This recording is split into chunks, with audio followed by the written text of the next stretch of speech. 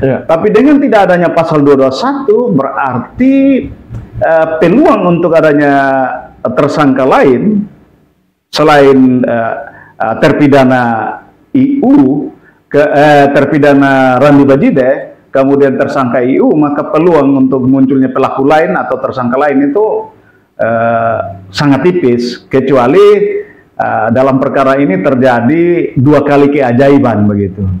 Kalau IU bahwanya tetap menyuruh melakukan, maka pasal 221 tidak boleh hilang. Karena ada orang lain yang melakukan kekerasan tumpul dan pembekapan terhadap korban.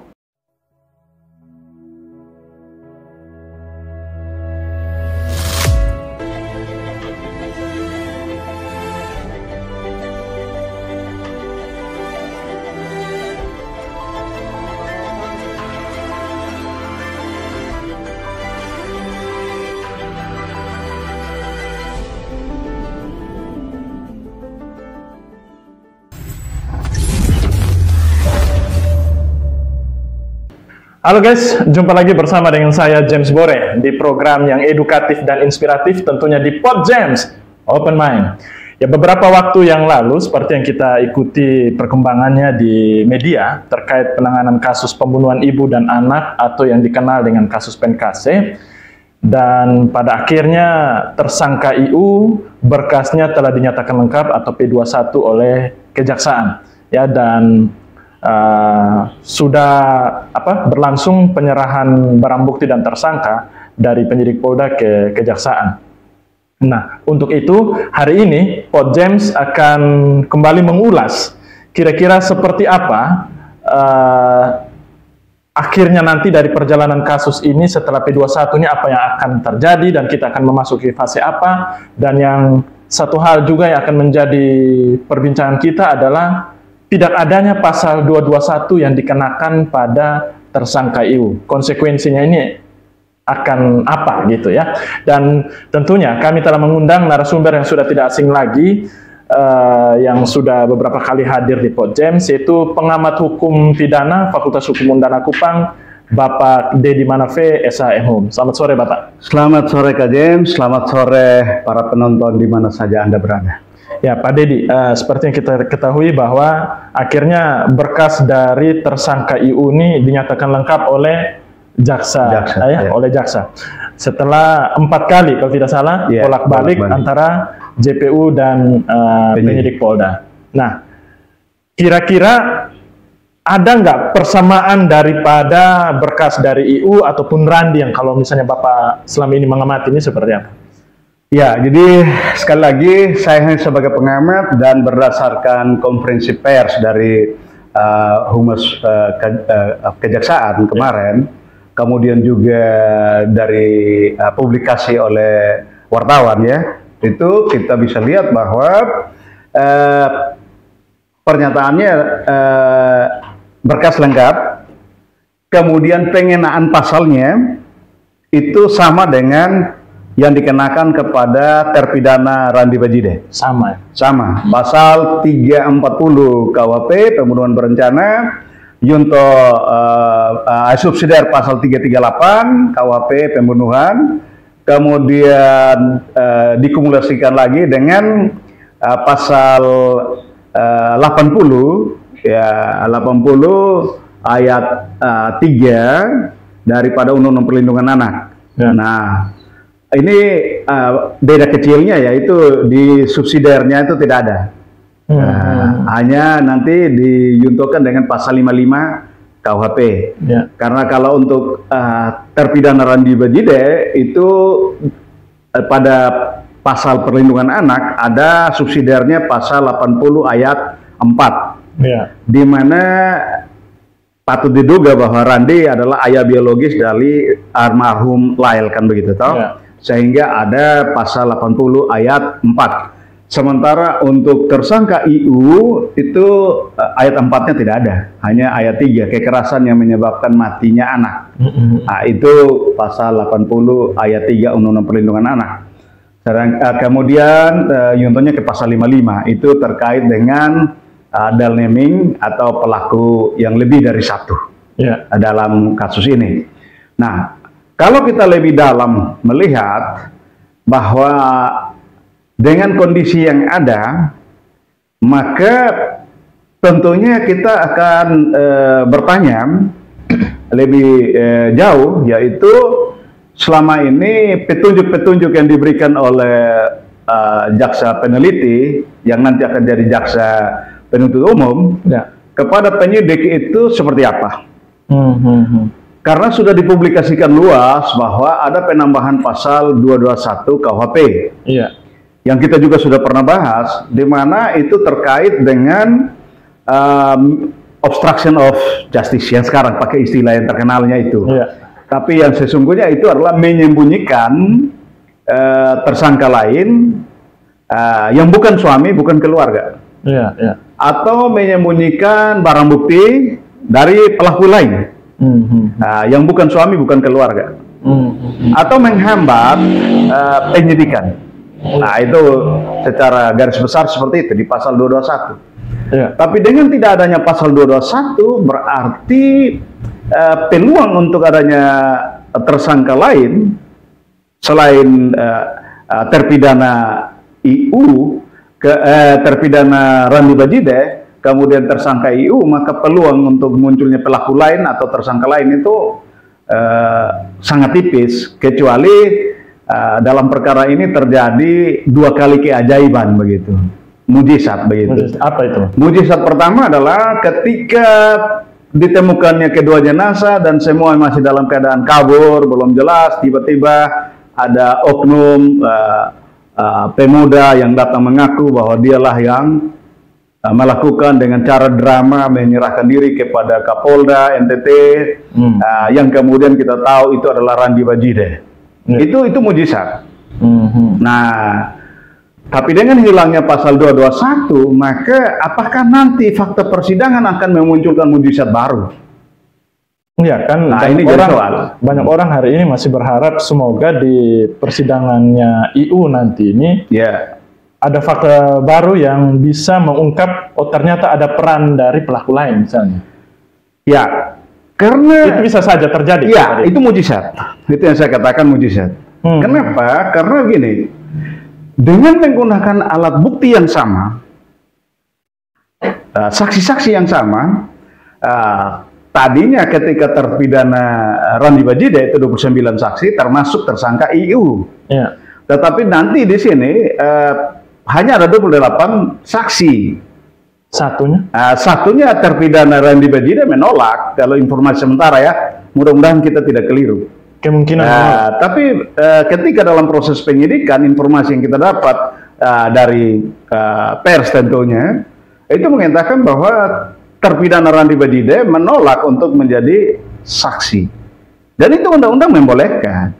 Karena bisa. Dia suami dari tersangka IU. Apa itu bisa dianggap tidak kooperatif dalam proses penyidikan itu? Kalau dia sebagai pelaku, bagian itu berarti itu kisahnya lain, karena dia pelaku yang sudah menjadi terpidana.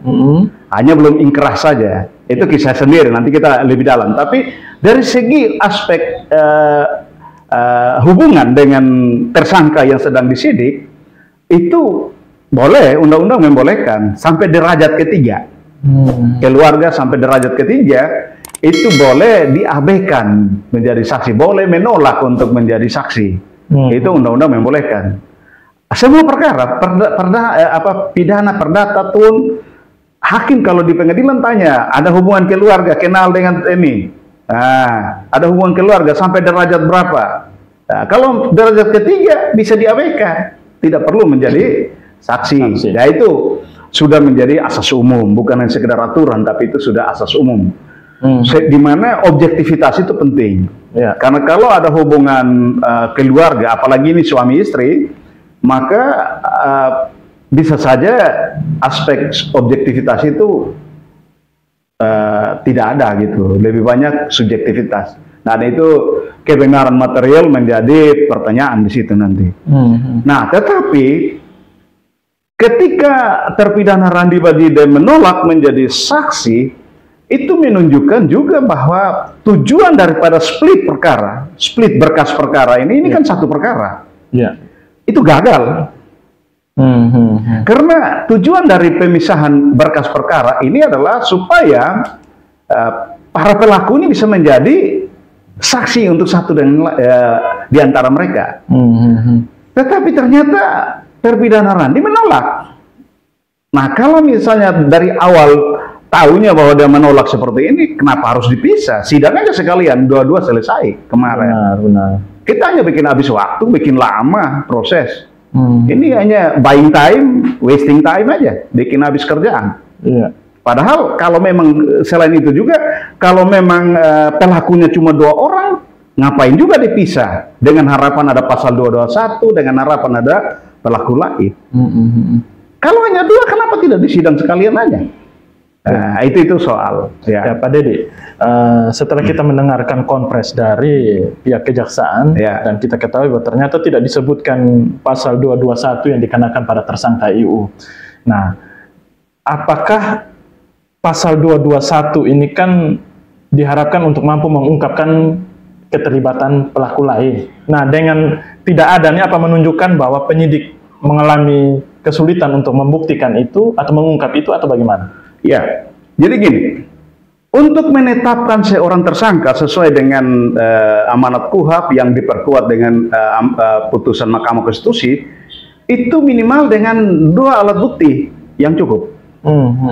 Dalam artian bahwa ketika ada muncul tersangka baru, harus ada 2 alat bukti yang cukup untuk dia. Kalau hanya misalnya, saya tidak tahu ya, BAP-nya saya belum baca dan belum pernah dipublikasikan di pers ya, karena jujur saya pernah di dalam salah satu cuitan saya di media sosial, saya katakan rindu dengan Kabid Humas yang dulu, bahwa Kabid Humas yang dulu itu polisi baik, secara rutin menyampaikan ke publik perkembangan penanganan perkara, yang meskipun seringkali kontroversi, tetapi minimal publik punya kesempatan mendapatkan informasi. Tapi saya tidak tahu Kabid Humas yang sekarang apakah menjadi irit sekali atau memang ada perintah khusus untuk tidak menyampaikan kepada publik, saya tidak tahu. Dan itu terserah Polda begitu ya, kebijakan di Polda ya. Tapi yang pasti Kabid Humas yang dulu sangat rajin menyampaikan ke publik begitu. Makanya saya bilang rindu dengan Kabid Humas yang dulu. Nah, itu saya sampaikan di media sosial saya. Nah, ketika kita lihat bahwa minim sekali informasi yang kita dapat, maka tentunya kita tidak bisa berasumsi terlalu jauh. Tetapi secara teoritis, bahwa menetapkan seorang tersangka itu harus dengan 2 alat bukti itu. Nah, mungkin pengakuan daripada tersangka IU bahwa ketika mengoperasikan mobil misalnya, mobil Avanza itu yang berdasarkan kesaksian daripada terpidana Randi Bajida dalam persidangan, fakta persidangan untuk dia mengatakan bahwa mobil Avanza itu dioperasikan istrinya selama sudah 3 bulan. Dia tidak pernah mengoperasikan itu. Nah, kemudian IU sendiri mengatakan bahwa dia mengoperasikannya dengan salah satu saksi. Nah, di situ dia sebut nama. Nah, tetapi ketika kalau misalnya hanya keterangan ini saja, mau 100 saksi pun yang menyatakan bahwa oh si A ini ikut mengoperasikan, itu baru 1 alat bukti. Kenapa? Karena GPS itu hanya mencatat pergerakan mobil dari satu titik ke titik yang lain dengan durasi waktunya. Tetapi tidak mencatat siapa-siapa yang di atas mobil, kecuali ada kamera di atas mobil itu. Seperti kalau mobil-mobil tertentu ada kamera dashboard dan macam-macam, sehingga bisa merekam siapa yang ada di situ. Nah, semacam CCTV begitu. Tetapi ini kan tidak ada. Sehingga kalau hanya 1 alat bukti saja, ya jelas tidak bisa ditetapkan sebagai tersangka. Kecuali ada mujizat. Yang tadi saya katakan bahwa tiba-tiba ada sekian saksi mengaku saya juga pelaku. Tapi itu sepertinya mustahil ya. Ya, itu mujizat. Mujizat. Itu mujizat. Ada, kalau kita sebagai orang beriman kita bilang itu mujizat. Nah, sebagaimana ketika Randi mengaku itu mujizat. Kalau Randi tidak mengaku, saya yakin bahwa tidak cukup alat bukti juga. Ya, karena ini juga cukup cukup menjadi satu hal yang menjadi perhatian pada DPR adalah semua saksi-saksi pasti sama. Keterangan-keterangan mereka juga pasti sama. Sehingga akhirnya membuat publik menjadi pesimis. Jangan sampai nanti hasilnya juga sama, ujung-ujungnya sudah hanya Randi sama IU saja yang terungkap bahwa mereka lah pelakunya, tapi untuk kasus ini bisa berkembang lebih dari itu sepertinya menjadi sangat minim. Iya, itu secara global seperti itu. Nanti variasinya hanya ada di pertanyaan. Ya, kalau pertanyaannya masih sama lagi, ya hasilnya juga harus beda. Harus beda. Pertanyaannya harus beda. Kenapa? Karena terpidana Randi Bajida adalah pelaku material. Sedangkan IU adalah pelaku delnemernya. Yang dalam dakwaan terpidana Randi Bajida itu JPU menyatakan bahwa IU itu dia menyuruh melakukan atau turut serta melakukan. Nah, dengan kondisi yang ada sekarang, maka bagi saya IU bukan hanya sekedar menyuruh melakukan. Alasannya? Dia adalah turut serta melakukan. Bahwa dia menyuruh terpidana Randi Bajida untuk melakukan, tetapi dia juga ada di lapangan dan menyentuh korban. Kenapa? Karena ada 3 jejak kejahatan yang ada pada tubuh jenazah korban. Terpidana Randi Bajida baru mengakui 1 jejak kejahatan, yaitu mencekik. 2 jejak yang lain dia tidak akui, yaitu kekerasan tumpul dan pembekapan. Nah, di sini menunjukkan bahwa tersangka IU harus adalah pelaku pembekapan dan kekerasan tumpul. Sekalipun dia tidak mengakui. Terserah dia tidak mengakui, tapi otopsi tidak bisa disangkal. Dan fakta menunjukkan bahwa mereka 2 adalah pelaku. Dari fakta persidangan kemarin, misalnya mengoperasikan mobil Avanza, ada saksi yang mengatakan, pencunci Avanza mengatakan bahwa ada bau amis di atas, ada jejak kejahatan di atas mobil itu. Berarti minimal jenazah pernah ada di atas mobil Avanza, dan mobil Avanza itu dioperasikan oleh tersangka IU berdasarkan kesaksian terpidana Randi di persidangan. Suatu fakta persidangan yang tidak bisa ditarik lagi. Itu bisa, kalau kesaksian itu bisa punya pengaruh besar nanti pada persidangannya IU, karena kalau kita lihat di persidangannya Randi kan kesaksian itu seperti tawar-tawar saja, Bapak. Ya, karena dalam persidangan Randi kewajiban pembuktiannya adalah apa yang dilakukan oleh Randi, bukan apa yang dilakukan oleh IU. Sehingga jaksa, JPU maupun majelis hakim tidak mengejar ke situ. Karena yang mereka mau adalah bagaimana apakah terdakwa ini terbukti secara sah dan meyakinkan melakukan pembunuhan berencana terhadap Astri dan melakukan kekerasan menyebabkan matinya lain. Dan itu sudah masuk dalam putusan, pertimbangannya jelas. Sehingga segala peran yang terkait dengan IU itu mereka tidak kejar. Yang paling penting adalah sudah ada pengakuan di situ, sudah ada keterangan yang menunjuk ke situ. Andai kata kemarin itu persidangannya tidak dipisah atau berkasnya tidak dipisah, pasti mereka kejar sampai habis. Nah, sekarang itu yang menjadi alasan makanya pertanyaannya tidak begitu tajam ya. Tidak tajam ke sana. Ini yang saya bilang bahwa nanti persidangannya IU itu akan lebih horor karena akan lebih fokus kepada saat eksekusinya korban. Termasuk mungkin keberadaan alat-alat bukti yang berhubungan langsung dengan IU ya. Mungkin data CDR-nya atau apa begitu. Ya, semua itu jelas tergantung daripada jaksa. Karena jaksa lah yang berkewajiban membuktikan apa yang dia dakwakan. Dia berkewajiban. Nah, sekarang unsur-unsur delik daripada IU kalau dia sebagai turut serta itu apa? Nah, sekarang saya belum mau jelaskan karena nanti setelah dakwaannya muncul dulu. Baru bisa. Kalau tidak nanti menjadi strategi lagi bagi PH-nya dia untuk merancang. Oh, besok lu harus begini. Jangan dong. Kasihan korban, kasihan publik yang sudah capek. Biar aja dulu. Nah, jadi nanti begitu jaksa sudah menyusun dakwaannya dan kemudian dibacakan dalam sidang, kita akan sudah fokus di situ. Sebagaimana dahulu ketika dakwaannya terpidana Randi dibacakan, maka tidak bisa ditarik lagi kan? Pertanyaan-pertanyaan dari JPU juga nanti bisa berbeda kepada para saksi.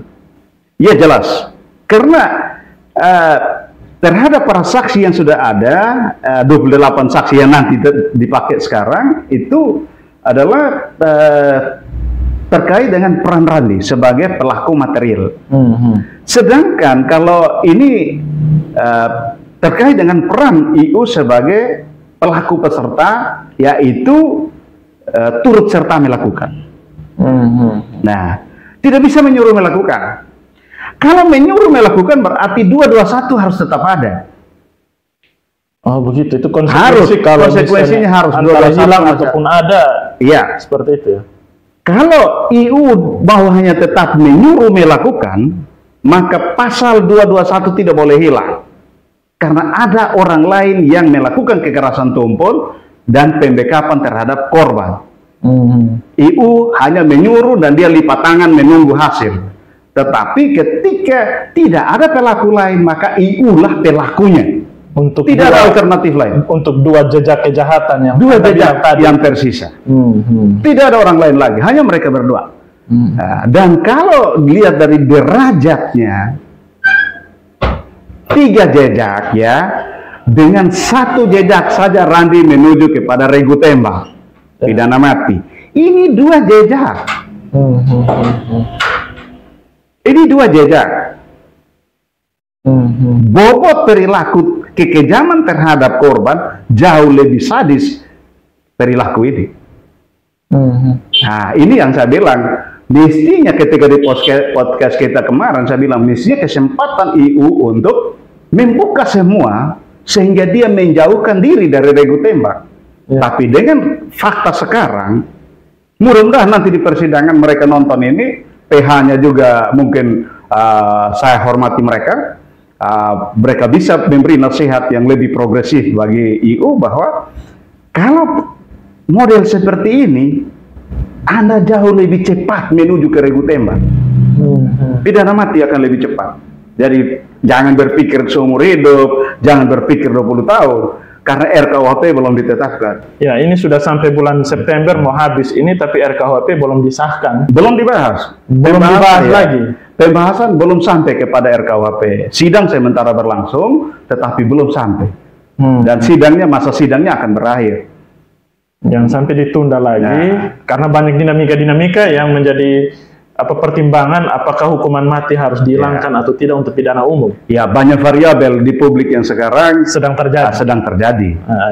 Sehingga saya kira DPR tidak bisa tutup mata dan tutup telinga terhadap dinamika publik itu yang menjadi variabel yang sangat menentukan apakah pasal-pasal kontroversi yang ada di dalam 14 pasal kontroversi dalam RKUHP itu masih perlu didalami. Termasuk meskipun pidana mati itu tidak masuk pada 14 pasal kontroversi, tapi dengan dinamika atau fenomena terkini yang ada di masyarakat, saya kira itu akan menjadi variabel yang sangat menentukan dalam pembahasan. Ya, apalagi fenomena itu adalah fenomena-fenomena yang sensitif, yang mungkin sangat tidak sensitif. Perlu kita sebutkan, pasti Anda tahu. Iya. Ya, Pak Dedi, tadi Anda sempat menyebutkan dakwaan jaksa. Ini biasa nanti butuh waktu berapa lama jaksa harus segera menyiapkan sehingga nanti tersangka ini dilimpahkan ke pengadilan untuk disidangkan? Kalau ini kan satu perkara yang hanya berkasnya dipisah. Karena perannya mereka berbeda. Bahan mentahnya semua sudah lengkap. Sehingga bagi saya tidak terlalu lama. Ada batas waktu nggak biasa diberikan untuk kita? KUHP hanya menyatakan bahwa secepatnya. Oh, secepatnya. Nah, ketika dinyatakan P21 hak terdakwa, malah itu hak tersangka untuk perkaranya segera dilimpahkan dan disidangkan. Itu KUHP hanya menyampaikan seperti itu. Nah, oleh karena itu Saya kira JPU sangat profesional untuk segera itu. Cuma sampai sekarang kan kita belum dengar apakah JPU yang sama, tim yang sama, yang kemarin menangani terpidana Randi, dan nanti kita lihat lagi apakah Ketua Pengadilan Negeri juga akan membentuk tim yang sama atau tim yang berbeda. Kalau saya sih sebaiknya tim yang sama. Karena ini satu perkara. Kalau ambil orang baru lagi, maka dia harus memahami konstruksi perkara dari awal, dan itu tidak mudah. Sehingga bagi saya sebaiknya tim yang sama. Tapi itu ya hak mereka, kewenangan ada di mereka. Ya, Pak Diri, dengan apa yang kita ikuti dari awal bahwa pasal 221 ini sempat ada, sempat kita ikuti, kita bahas, lalu tiba-tiba tidak ada seperti ini. Anda prediksi ke depan ini, kira-kira sidang ini akan menjadi lebih sengit atau lebih horor seperti yang mungkin pernah kita sampaikan, ataukah nanti pada akhirnya tersangka yang terungkap itu hanya cukup 2 orang saja, kalau prediksi paling besar? Ya, yang pasti bahwa kalau kita lihat dari alat bukti yang ada ya, alat bukti yang ada kan kita secara teoritis meskipun 5 alat bukti dalam KUHP itu normatifnya 5 alat bukti, tapi kalau kita bawa ke teori hanya ada 2 kelompok, yaitu bukti langsung dan bukti tidak langsung, direct evidence dan indirect evidence. Nah, direct evidence itu hanya satu, otopsi yang langsung bersentuhan dengan jenazah korban. Kenapa? Karena tujuan dengan displitnya perkara gagal. Split perkara sudah gagal. Tujuannya gagal.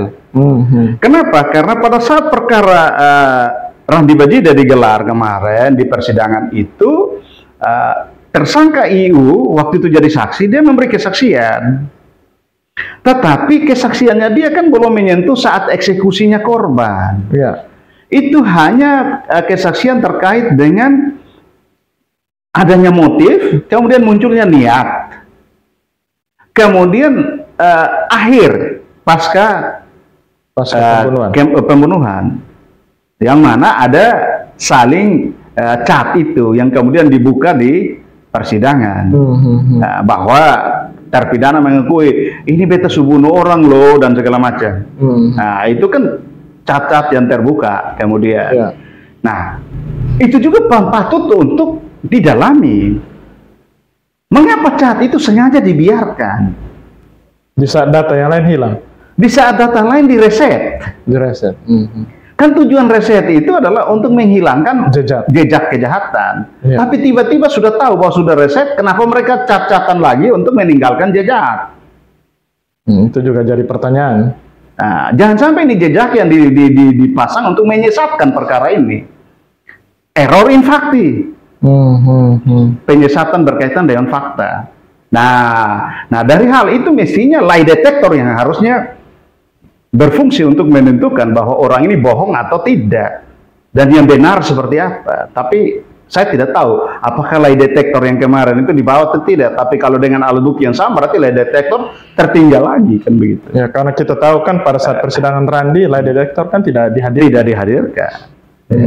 Jadi dari situ, oleh karena itu ya kita lihat saja, kan sudah di P21, berarti tidak ada lagi penambahan lagi. Semua sudah diserahkan. Tinggal sekarang dakwaannya disusun dan dilimpahkan. Intinya bahwa ketika pasal 221 itu tidak ada, berarti untuk saat ini kemungkinan untuk pelaku lain ya belum, tunggu persidangan lagi kan, tunggu fakta persidangan. Kalaupun ada keterangan-keterangan yang mengarahkan ke sana, baru mungkin ada pelaku lain. Tapi untuk saat ini kan belum. Kalau trennya kemarin ketika para saksi mengatakan lupa, tidak tahu, kemudian tidak ada upaya pengejaran, yang kita pantau yang kita pantau, karena tidak secara utuh kita lihat persidangan rekamannya, itu hanya kesempatan tertentu, dan dapat catatan saya dapat dari teman-teman yang pantau langsung di lapangan. Dan tergantung mereka, apakah mereka mencatat secara detail atau tidak, saya tidak tahu. Tetapi yang pasti bahwa hakim hanya memperingatkan kepada terdakwa Randi yang jadi terpidana sekarang, yaitu jujur supaya jangan memberatkan. Nah, tetapi yang saya pantau dan saya tahu informasi yang ada itu hakim tidak pernah memperingatkan kepada saksi bahwa Anda sudah memberi kesaksian dengan di bawah sumpah atau janji. Ya, tidak boleh bohong. Tidak boleh bohong. Kalau tidak ada pasal yang bisa dikenakan. Peringatan-peringatan itu tidak ada. Nah, kalau seandainya nanti dalam persidangannya IU nanti majelis hakim mengejar seperti itu, ceritanya akan lain. Karena bagi saya kasus seperti ini agak sulit untuk dikatakan lupa. Mengetahui pembunuhan, mengetahui cara orang membunuh, dengar orang cerita bahwa sudah membunuh dan segala macam, itu kemudian bilang lupa. Ya itu mereka harus dites oleh psikiater itu, jangan sampai ada gangguan kejiwaan itu. Karena peristiwa-peristiwa seperti ini agak susah untuk dijadikan bilang lupa, karena terkait dengan pembunuhan begini, ini bukan hal misalnya kalau kita hanya makan bakso, lihat orang lewat, langsung lupa. Itu bisa lupa, siapa ya kemarin yang lewat, itu bisa saja. Tapi soal seperti kasus terbunuhnya 2 korban, itu kemudian bilang lupa, itu patut dipertanyakan. Andai kata kemarin misalnya mereka diberi peringatan terkait dengan kesaksian palsu misalnya, pasal kesaksian palsu, saya kira mereka langsung ingat gitu, Bos. Berarti memang harus didalami juga dari ini kesaksian-kesaksian mereka tuh yang memang harus perlu dibikin penegasan seperti itu ya. Kewenangan ada di hakim, karena begitu perkara sudah dilimpahkan ke persidangan, maka yang mengendalikan proses persidangan itu adalah kewenangan penuh ada di majelis hakim. Terutama hakim ketua. Itu berwenang penuh.